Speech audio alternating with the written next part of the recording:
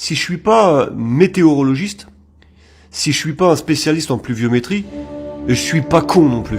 Météo du jour, bonjour. Alors je vous montre, parce que chez nous ça pleut chèche. Ouais, ça pleut sec. C'est bizarre ces nouvelles pluies en poudre comme ça. C'est curieux, vraiment. La végétation est bien dense. Quand je vais dans mon jardin, je m'enfonce. C'est vraiment étrange toutes ces nouvelles pluies comme ça qui sont censées ne pas arroser.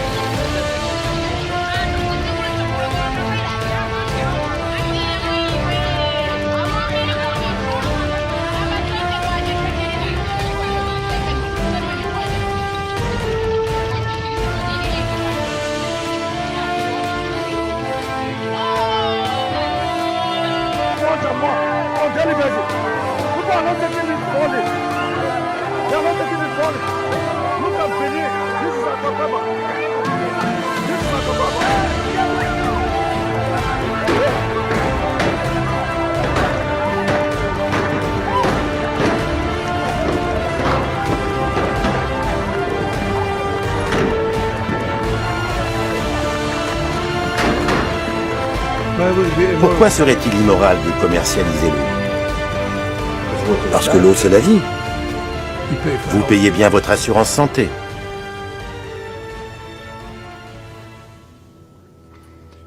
Ce n'est pas parce que l'eau est la vie qu'elle ne doit pas avoir un prix. T'inquiète, ça va bien se passer.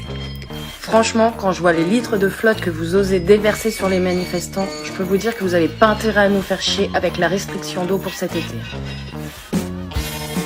En fait, c'est maintenant que tout va commencer. Le CO2, est-ce que c'est pas l'arbre qui cache la forêt, qui se cache derrière? Est-ce que le vrai problème, c'est pas juste le dérèglement du cycle de l'eau, majeur, massif, partout, où t'as deux responsables, t'as nos villes et nos campagnes, t'as nos modes agricoles qui ont complètement détruit les sols ne sont plus capables d'absorber l'eau, et t'as nos villes qui ont complètement imperméabilisé les sols, c'est-à-dire que on n'a plus qu'un grand cycle où t'as de l'eau qui précipite, elle ruisselle, elle peut absolument pas pénétrer, et elle finit 2 fois plus vite dans un cours d'eau, ça augmente les vitesses, ça finit à l'exutoire, et finalement tu recrées une boucle. Et je me dis, mais pourquoi on n'en parle pas? Mais pour réussir à préparer cet été qui s'annonce difficile, on doit tous aller beaucoup plus loin. Et donc nous allons mettre en place, d'ici à début mai, un instrument, comme un peu on l'a fait avec EcoWatt pour l'énergie, un EcoWatt de l'eau, qui va être mis en place par le ministère, partagé avec l'ensemble des acteurs, qui va permettre de responsabiliser chacun. Parce que quand la sécheresse s'annonce et que les difficultés sont là, chaque geste compte. Macron est en train d'échanger notre eau contre des hydrocarbures. C'est pour ça qu'on est en train de vous gonfler depuis le mois de mars avec la sécheresse. We campaign with the plan. Uppercase T, uppercase P, the plan. And then the environment is such that we're expected to defend the plan. Qu'est-ce que ça signifie? On a demandé au sénateur Alain Houpert, bonjour Alain Houpert, vous êtes avec nous. Alors qu'est-ce que ça veut dire ça? Alors maintenant, ça va être l'eau, demain on va changer l'air contre, je ne sais pas moi, du gaz de schiste. Qu'est-ce que ça veut dire exactement ça? Révélé par Marianne et par une question d'actualité à l'Assemblée nationale. Non, ce ne sont pas des conneries. Il y a bien de l'eau qui a été échangée contre du pétrole avec l'Arabie Saoudite. Et Marianne, c'est pas un journal non, dont on doit se méfier, c'est un journal d'investigation. Tout à et fait. Et puis c'est très détaillé parce que c'est 19 tankers de 200 000 mètres cubes par jour qui partiraient de Fos-sur-Mer et 48 tankers de 80 000 mètres cubes qui partiraient de Martigues. Et 4 par jour, vous dites? Par jour. Par jour. Et 4 milliards de mètres cubes, c'est la consommation annuelle des Français.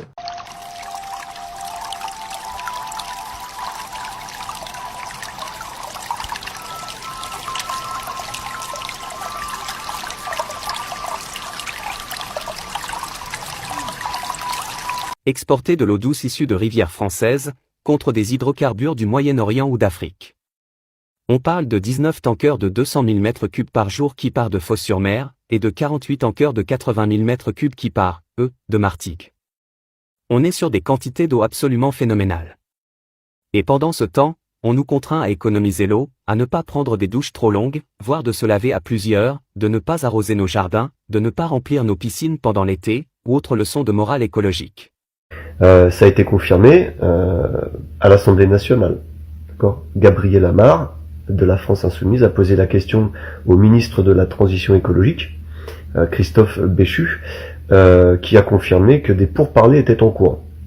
Le magazine Marianne a publié une enquête pour le moins édifiante. Alors que nous venons de connaître une terrible sécheresse, alors que les nappes phréatiques ne sont pas rechargées, alors que les agriculteurs ont besoin d'eau, la présidence de la République envisagerait rien de moins que de troquer 4 milliards de mètres cubes d'eau par an contre des hydrocarbures. Donc la France échangerait de l'eau française contre du pétrole saoudien.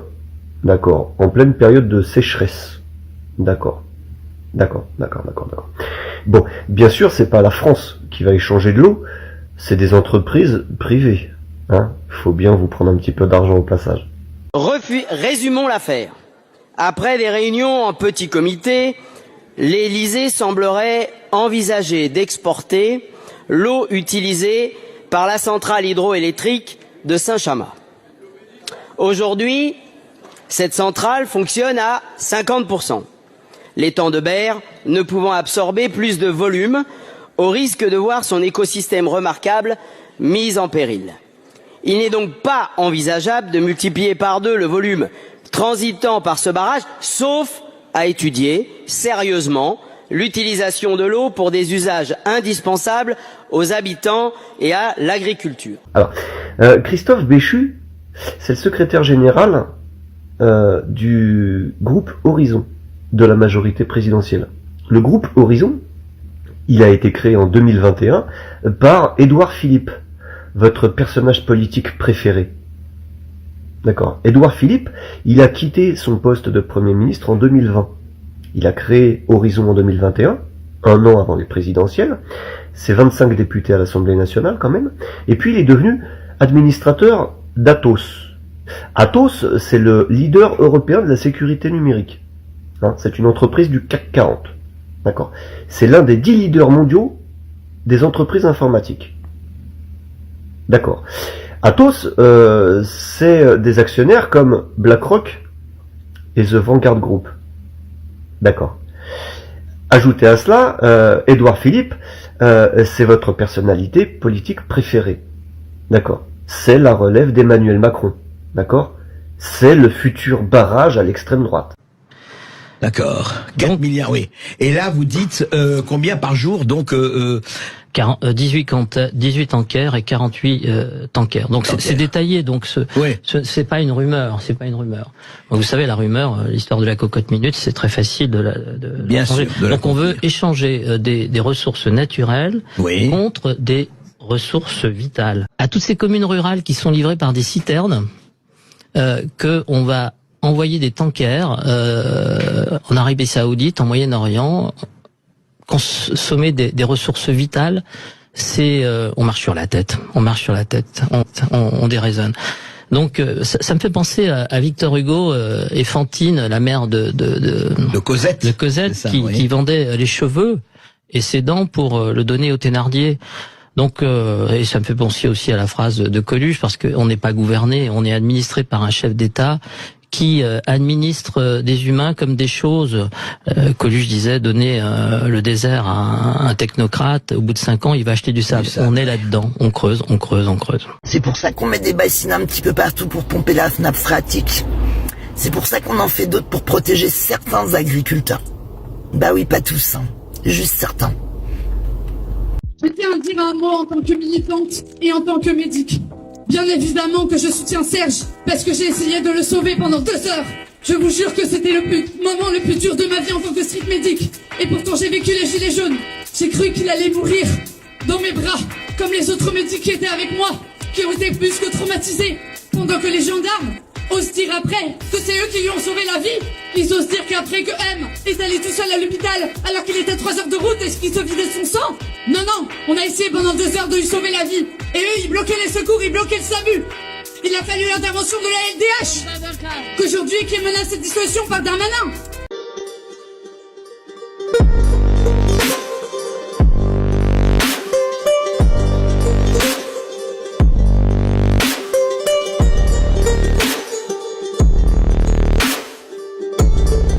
Je serai là pour chaque blessé, je serai là pour chaque personne qu'on enterra à cause de la police. Je suis probablement une terroriste.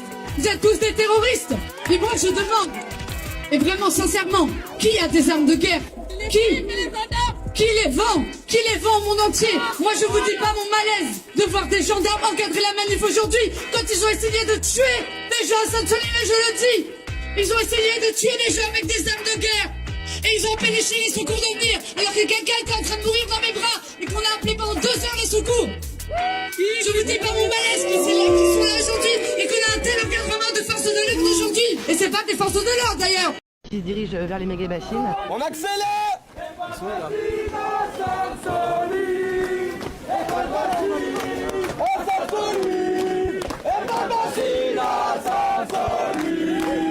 Moi, je pense qu'il y a comme une odeur de fin du monde partout dans le pays et partout sur la terre et que les gens décident qu'il faut faire quelque chose quoi. Devant ce capitalisme fou, il est temps de dire non. Et t'es prêt à aller au contact pour ça toi? Ouais, carrément. Avec joie et bonne humeur. Les policiers et gendarmes ne font que répliquer à des personnes qui sont violents. Mike, qui tire pas, dis-leur tout de suite, ils tirent pas sur le roche.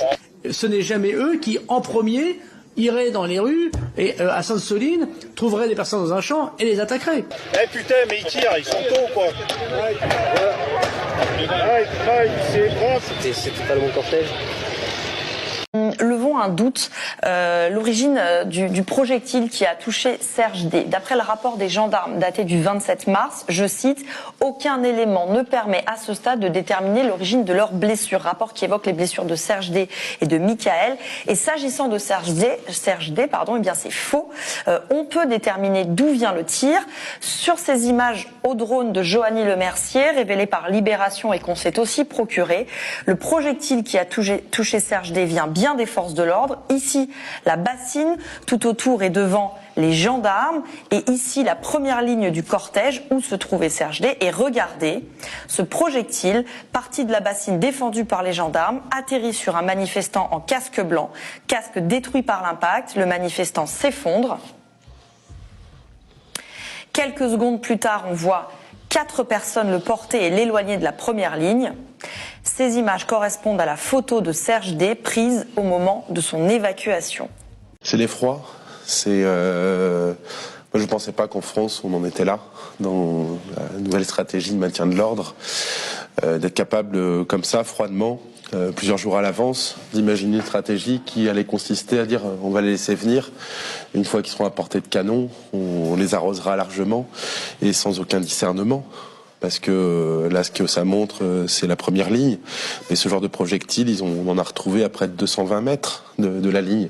Et dans les images choquantes également, il y a ces quads qui tirent à coups de LBD dans la partie de la manif qui est la plus pacifique, voire même sur les zones où il y a prise en charge des blessés, avec des élus en écharpe qui sont là pour protéger.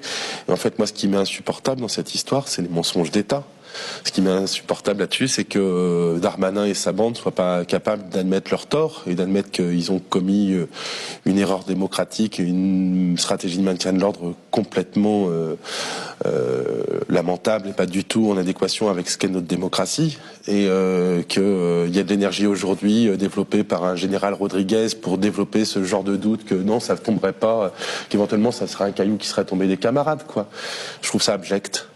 Je trouve ça abject, et de plus en plus quand je pense à cette chaîne de commandement, c'est le terme de monstre, c'est le terme de bourreau qui me vient à l'esprit.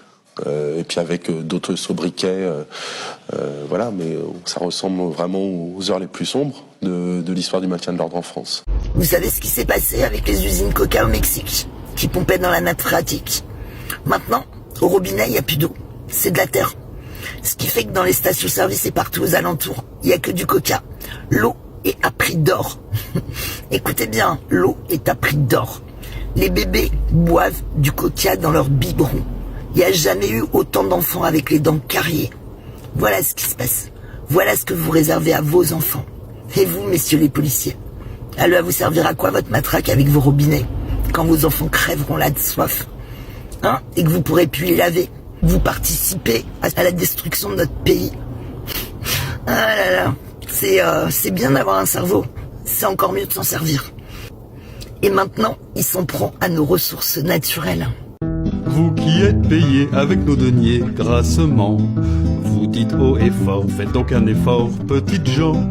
Vous les députés, les petites salopes de Macron, qui, avouez-le, prenez le peuple pour des cons.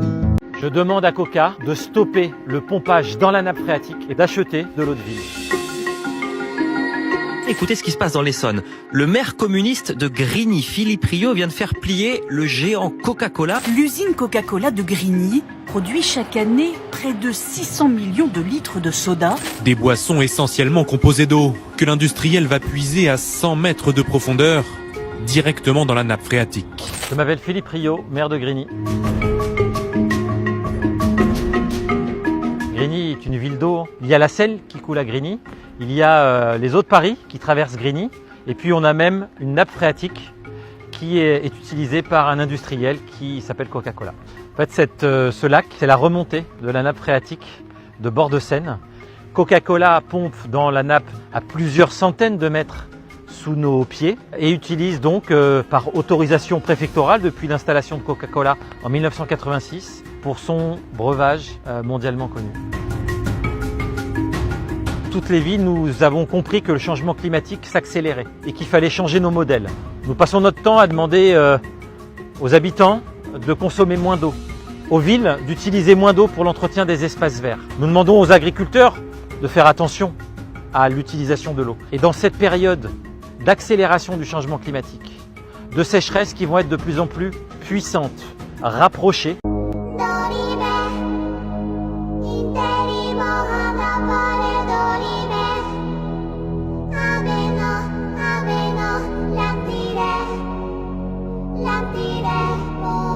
Comme vous pouvez le voir, pluie de sécheresse sur l'ensemble du territoire et ça va continuer puisque nous sommes en alerte sécheresse. Et également, comme vous pouvez le constater, température caniculaire comprise entre 12 et 20 degrés sur l'ensemble du territoire. Mais le pire, c'est quand même dans le bassin méditerranéen où il y a jusqu'à 18 degrés. À 18 jours du mois de juin, ça ne s'est jamais vu.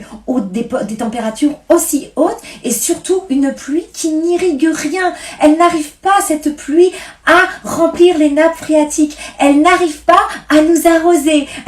Moi, dans mon jardin, j'ai les pieds dans la boue, mais ce n'est pas suffisant. Non, non, attention, n'écoutez pas les complotistes qui vous disent que c'est suffisant et qu'il pleut suffisamment. C'est faux, c'est faux. Écoutez ce que vous dit votre cher monarque et ses sbires. Le dormeur doit se réveiller.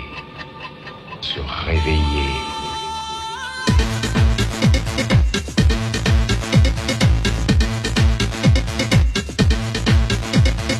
Réveille-toi. Réveille-toi. Le dormeur. Pas bien, merde. nature n'est pas très coopérative, hein, parce qu'elle pleut, hein, elle pleut trop, hein, elle va à l'encontre du discours de nos monarques et de ses biens, ça va pas du tout ça. Non, mère nature c'est pas bien, il faut arrêter de pleuvoir comme ça.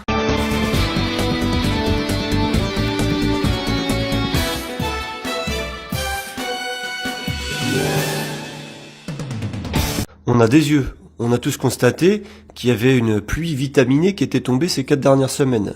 27 cm d'eau exactement. Mais on a quand même des journaux comme Libération qui nous font ce genre de titres et qui nous expliquent que les 27 cm d'eau qui sont tombés ces 4 dernières semaines ont été complètement absorbés par la végétation, c'est-à-dire par vos pelouses et par vos arbres. D'accord. Bien sûr, les nappes phréatiques n'en ont pas du tout profité et nous vivrons une sécheresse terrible cet été.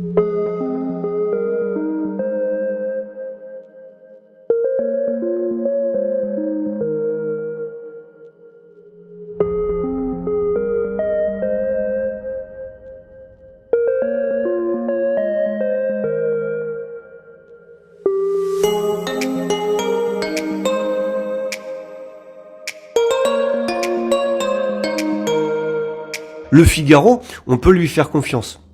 D'ailleurs, c'est le journal qui a touché le plus de subventions en 2021. Vous pouvez aller sur le ministère de la Culture, sur le site du ministère de la Culture, ou consulter la publication que j'ai faite sur mon compte Nico des 4 queues 2, sur laquelle j'énumère la liste des 460 journaux qui ont bénéficié, qui se sont partagés ces subventions d'une hauteur de 65 millions d'euros.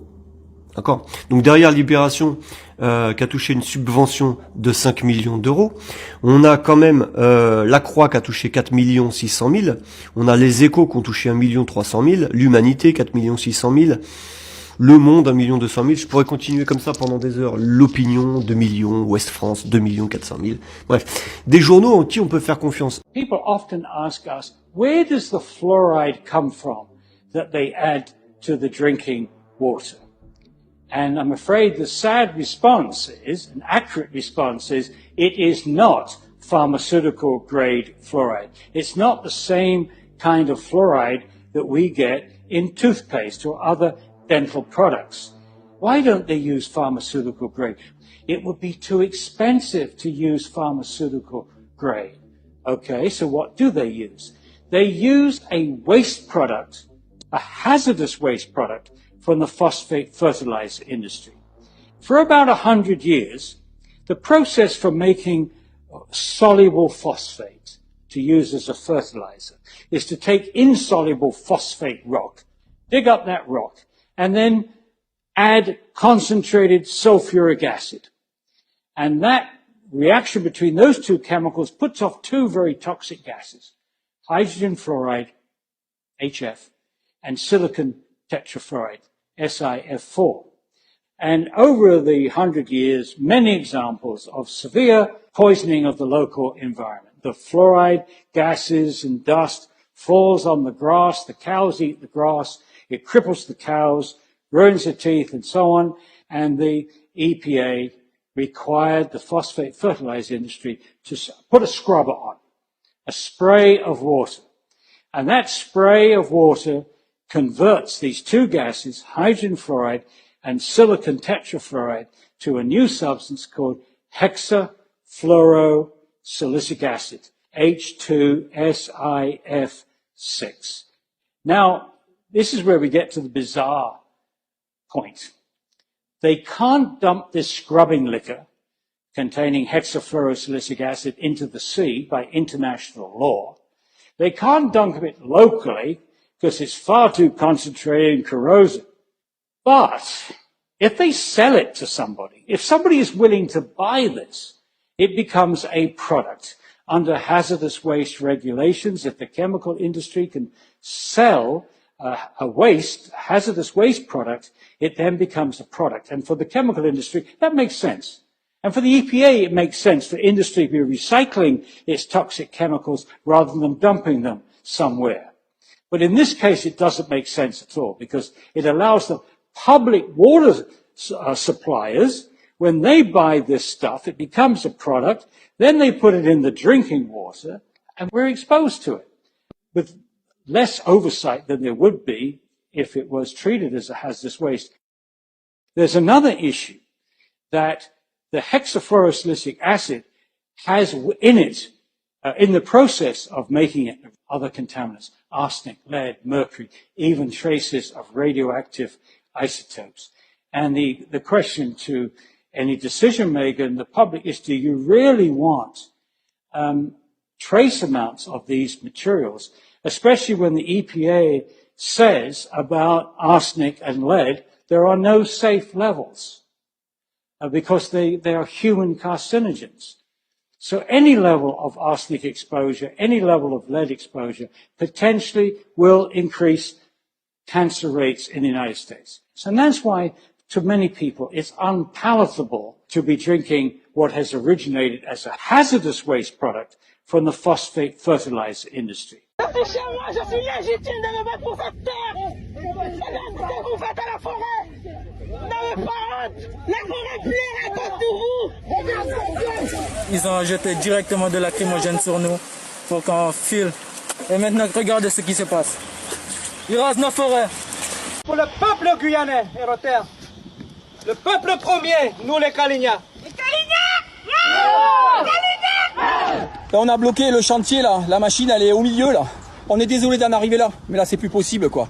Voilà, on peut pas dire que ça c'est un projet vert. Et ça, c'est révélateur d'un défi difficile à résoudre pour la Guyane, passer à l'énergie verte tout en préservant l'Amazonie et les terres autochtones. On nous fait passer pour les méchants qui veulent cramer la forêt. La réalité factuelle et objective, c'est que nous sommes un des territoires européens, pas que français, les plus en avance en matière de développement d'énergie renouvelable, mais que malheureusement 98% du territoire guyanais est recouvert par de la forêt, dont 94% par de la forêt primaire. Donc on n'a pas d'autre choix que de défricher lorsqu'on veut faire des équipements structurants. C'est vous qui déposez la forêt. Vous n'êtes pas obligé. Ah mais vas-y, toi, avec ton arme, tire. C'est pas l'intérêt de tirer, ok? C'est pas le seul projet non plus de déforestation. Hein. On a eu le projet biomasse, c'est-à-dire couper de la forêt, brûler des arbres, en faire de la biomasse, même un barrage hydraulique, hein, un fort impact sur l'environnement, puisque là c'est 370 km² de terre qui ont été ennoyés, qui ont rejeté énormément de méthane pendant la mise en eau. C'était pendant les premières années plus de 50% des émissions de la Guyane.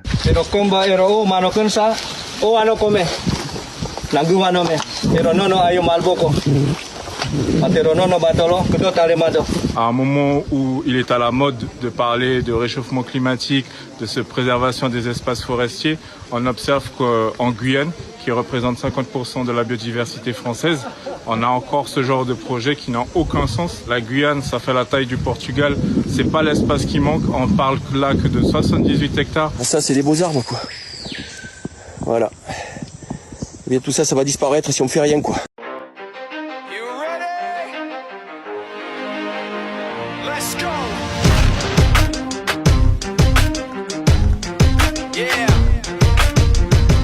Donc c'est de l'eau qui appartient à qui, cette eau-là? Elle appartient à la nature, mais en fin de compte, elle est réservée pour l'industriel. Benoît est éleveur de moutons. Le propriétaire du terrain de Benoît est une multinationale. Elle pompe l'eau du sous-sol pour produire 1,850 milliard bouteilles d'eau minérale par an, sous les marques Vittel, Contrex ou Épar.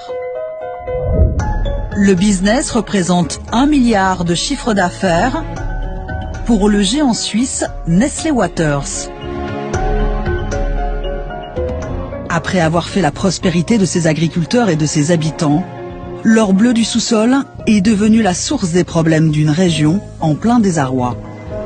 Dans les vergers où pâturent les moutons de Benoît, les points d'eau ont été condamnés.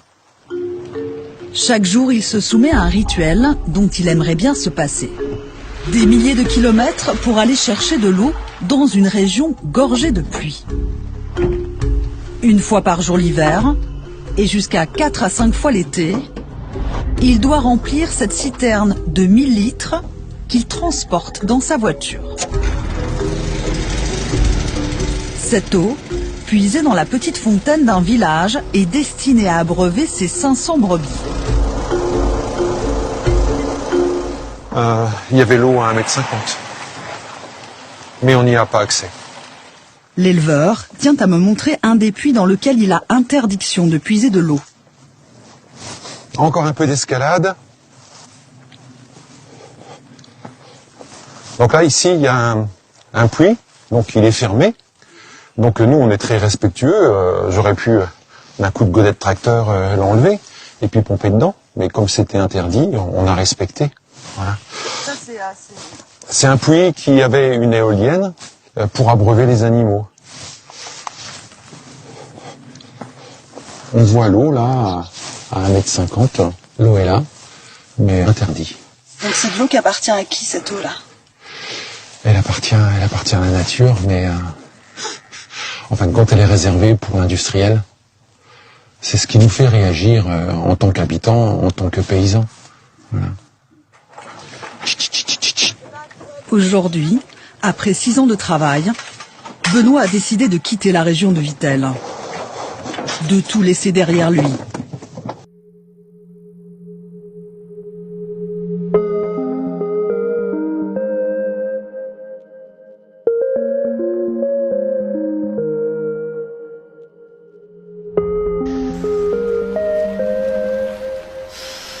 La voix de l'eau n'a ni commencement, ni fin.